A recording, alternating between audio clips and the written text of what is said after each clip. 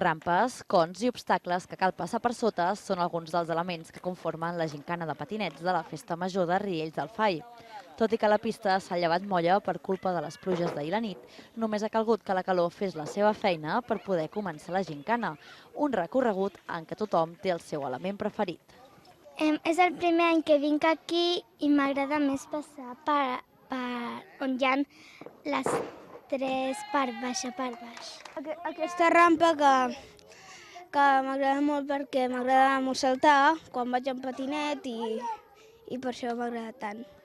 És més divertit saltar perquè fa la impressió de com si volessis amb el patinet. Fer ziga-zaga i passar per els sorpaons.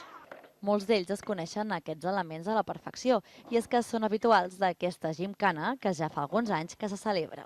Cada any es fa una mica la gincama aquesta de patinets, perquè sabem que és una activitat que a la canalla els agrada molt i tot i que ho fem d'una forma molt senzilla, l'objectiu és reunir-los aquí i que es trobin i fer una mica que passin el matí amb el patinet. Un únic recorregut, però dos elements, patins i patinets. Els gustos estan ben dividits. Jo des de petit anava amb el patinet i amb els patins no tinc equilibri i amb caic quan vaig amb els patins. Perquè amb els patins sempre en caic i amb el patinet m'agrada més i no en caic. Des de quan em vaig aprendre, que era als 5 anys, i em va agradar molt. I ara m'agrada més el patinet que els patins. Perquè jo faig patinatge artístic fa 3 anys i la meva passió són patins.